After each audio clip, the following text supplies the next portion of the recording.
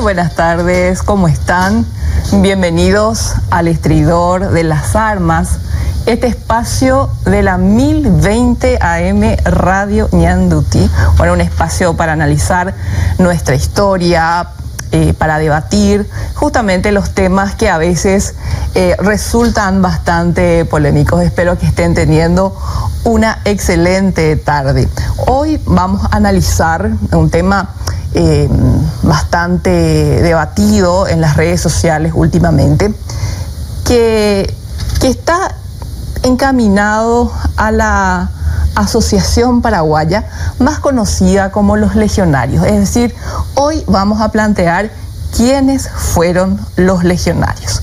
Bueno, obviamente todo dentro del contexto de la guerra de la Triple Alianza, pero sí tenemos que saber que ya como un antecedente lejano a la guerra, podríamos decir que esta inclinación de cierta clase social paraguaya, ya en la época del doctor Francia, se tenía una suerte de inclinación al porteñismo, ¿verdad?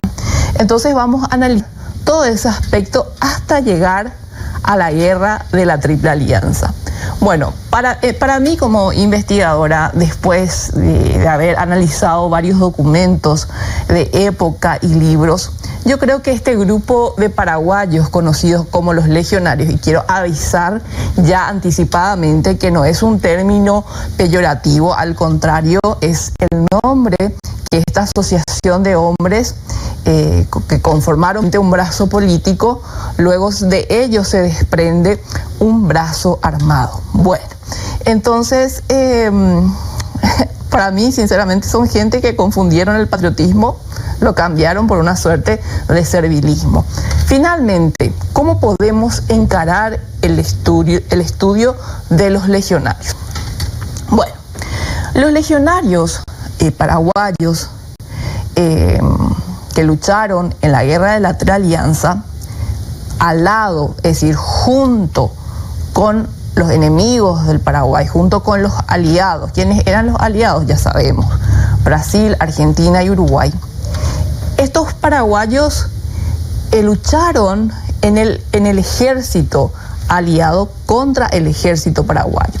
Fueron opositores especialmente del régimen de los López. No es que solamente fueron opositores al gobierno de Francisco Solano López, esto ya viene con el tema de don Carlos Antonio López, y tenemos que saber por qué, ¿verdad? ¿Por qué viene de la época también de don Carlos Antonio López?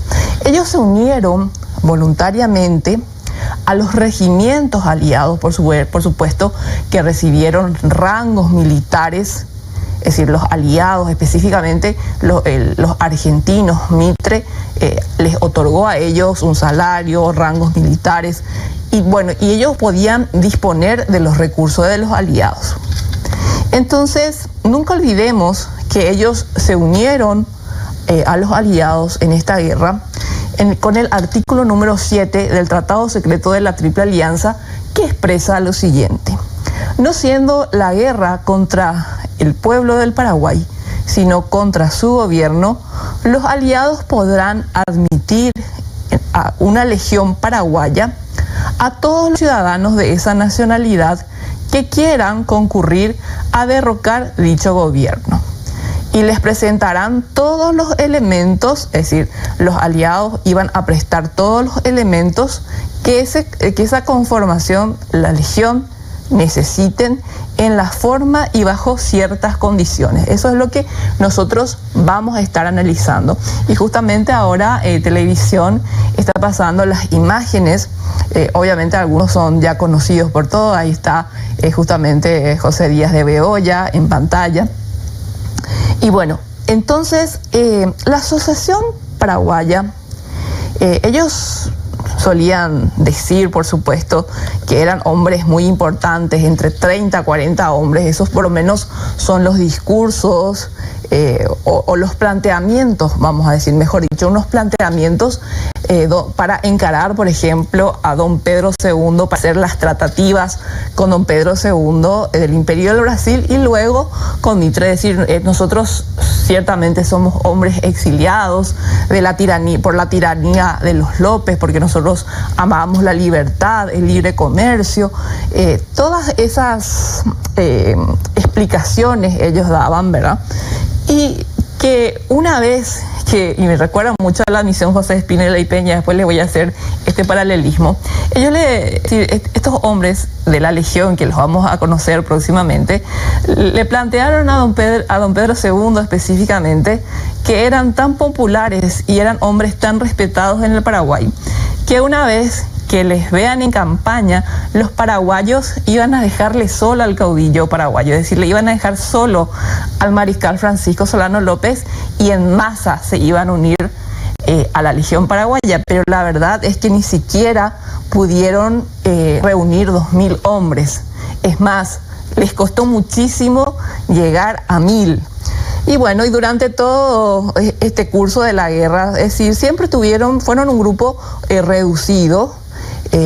Lo que sí hicieron es utilizar una suerte de incorporación forzada. Imagínense, el soldado paraguayo que estaba en la línea avanzada, que estaba defendiendo a la patria, básicamente se vio forzado cuando caía como prisionero a luchar en el bando de los legionarios. Así de grave fue.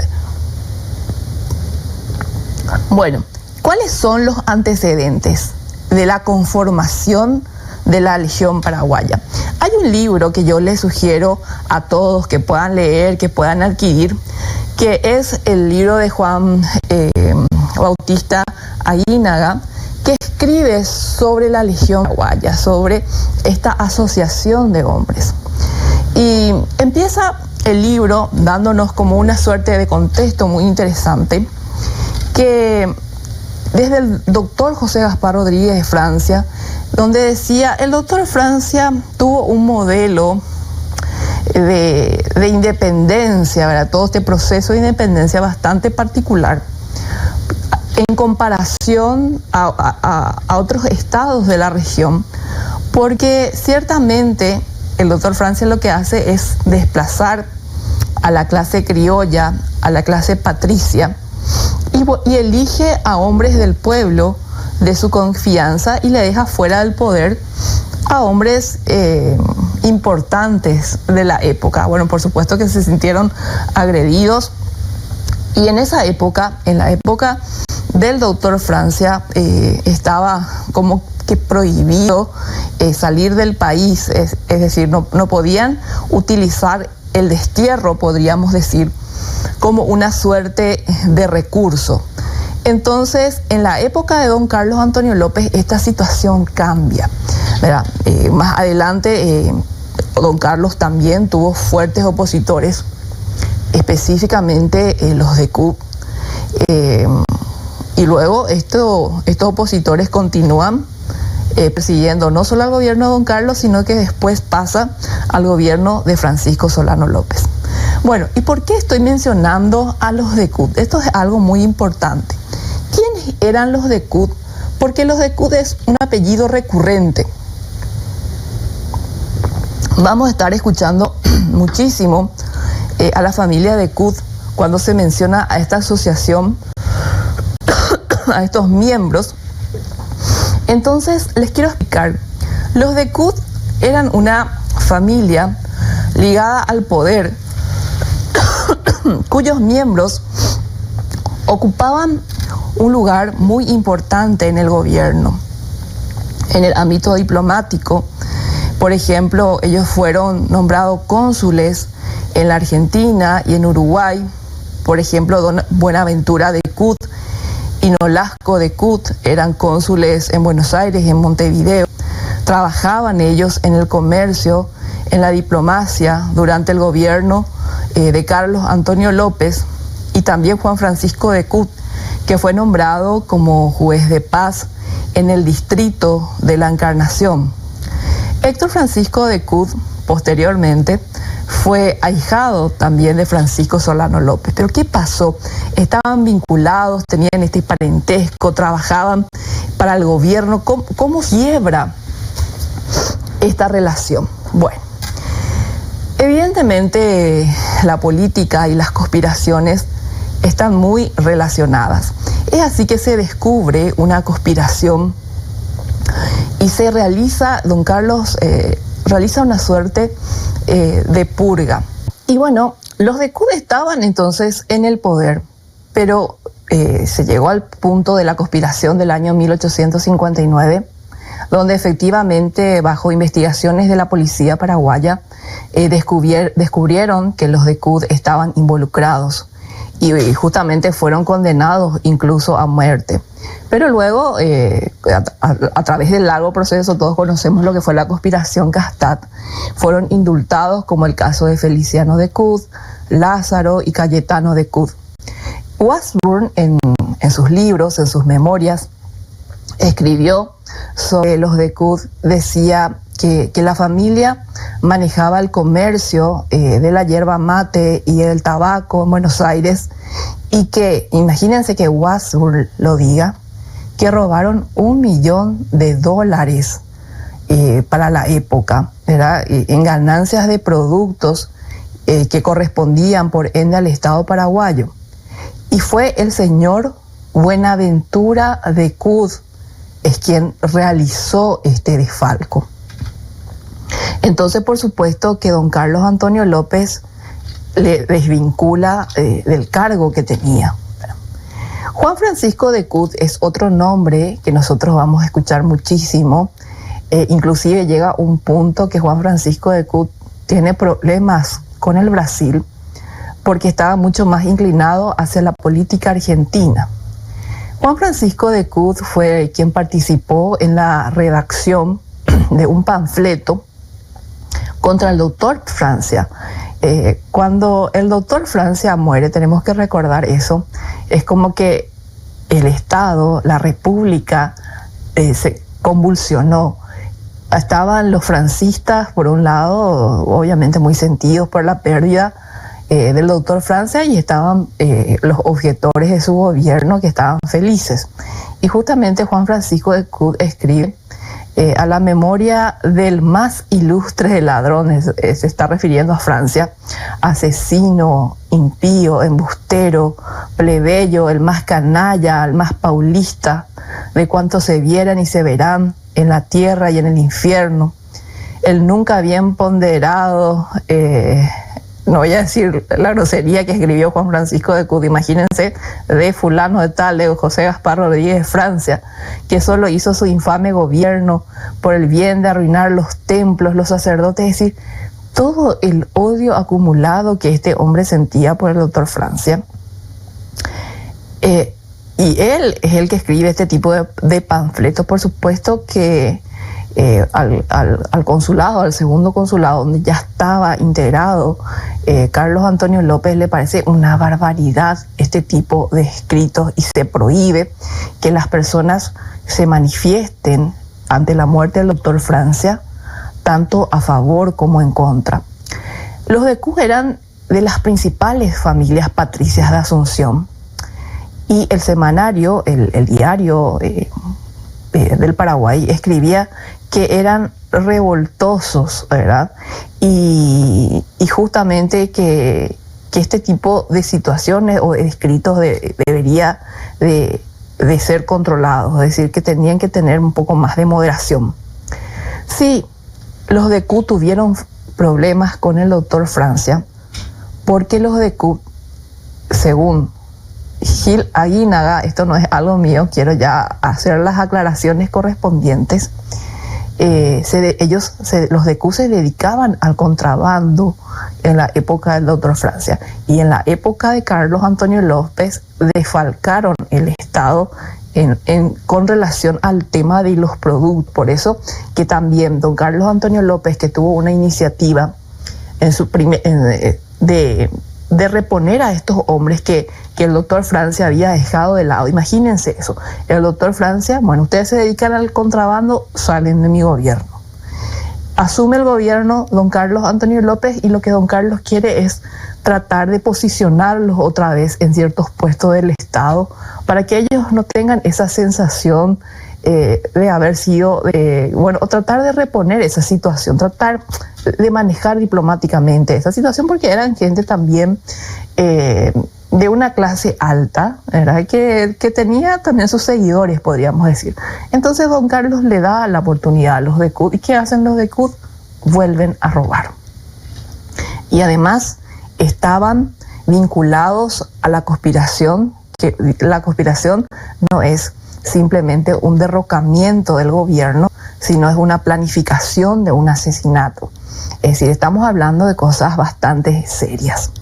Bueno, entonces lo que nosotros tenemos que entender antes de abordar la conformación de esta asociación paraguaya, que en la guerra de la Triple Alianza tiene su brazo armado, que van a ser conocidos como la Legión Paraguaya, es que eran miembros pertenecientes a conocidas familias paraguayas. Muchas de ellas, como les dije, importantes ya en la época del doctor Francia, pero que masivamente fueron saliendo y se fueron radicando en Buenos Aires. Eligieron a Buenos Aires como su núcleo de vida. Durante el gobierno de don Carlos Antonio López, ellos salieron masivamente. Bueno, entonces se quedó como una suerte de rencor hacia los López, primero hacia don Carlos y con mucha más fuerza cuando las circunstancias políticas, geopolíticas de la región se dieron, ¿verdad? Ellos aprovecharon eso para tratar de ser reconocidos como una suerte, imagínense esto, una locura, como una suerte de gobierno nacional paraguayo en el exilio. Es decir, estos 40 tipos tenían la idea de que ellos estaban representando, ese era su objetivo político, representar a Paraguay desde el exilio. Es decir, es una locura total.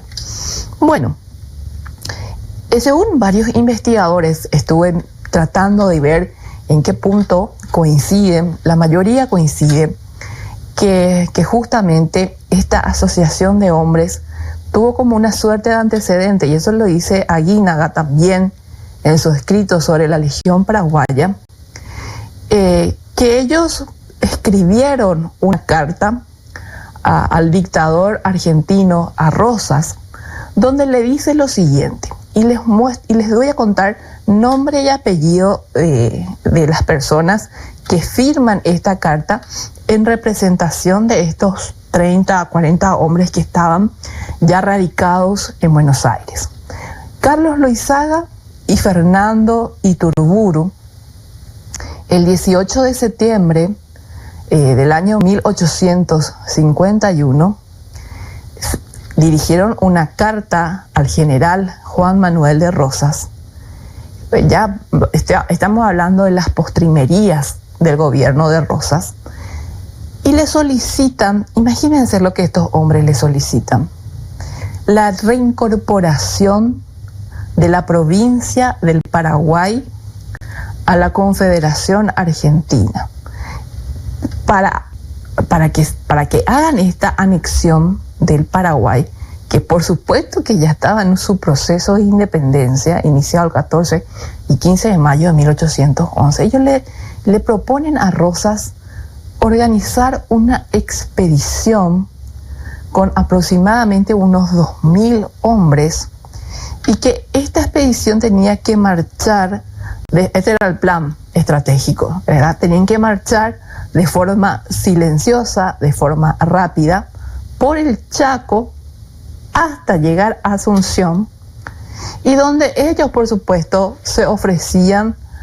a formar parte de esta expedición y que le iban a servir una suerte de vaqueanos, y que otros paisanos, por supuesto, iban a sumarse a ese plan. Lo que nosotros vemos es que a partir del año 1851, porque Rosas cae en el año 1852, lo que nosotros estamos viendo aquí es que esta gente pretendía que Argentina se quede con el Estado paraguayo, ¿verdad? Que bueno, obviamente que siempre fue una suerte de sueño luego de los argentinos, y específicamente Mitre llega a escribir eso en el diario de la Nación Argentina, ¿verdad? Es decir, seguir manteniendo lo que fue el formato del virreinato del Río de la Plata en cuestiones territoriales. Bueno, esta carta, es decir, antes de esta carta, también se generó una suerte de manifiesto que firmaron los siguientes ciudadanos: Carlos Loizaga, Manuel Pedro de la Peña, Luciano Recalde, Serapio Machaín, Fernando Iturburu, luego que en la guerra de la Triple Alianza él recibe la jerarquía militar de coronel por parte del ejército argentino, ¿verdad? Bueno, Fernando Iturburu, José Toribio Iturburu, Ramón González, Segundo Machaín, Ángel de Cud, Pío León, José León, Eusebio Machaín, Evaristo Machaín. Escuchen estos apellidos, gente: Alejo Guanes, Carlos Luis Loizaga, Juan Gómez y Óscaris, Esteban Machaín, Pío Ontiel Peña, Miguel Guanes, Carmela Loizaga, Isabel Loizaga, Jacoba Óscaris. Y bueno, ellos decían en este manifiesto que eran ciudadanos del Paraguay. Sí, eso es cierto, eran ciudadanos del Paraguay, y que ellos fueron desterrados, que fueron proscriptos, que fueron perseguidos en sus bienes, que fueron perseguidas sus familias, que ellos contemplaban al Paraguay desde riberas extrañas, y miraban cómo el Paraguay sufría bajo tiranías, que no respetaba la propiedad privada, la libertad, que el Paraguay era un país rico.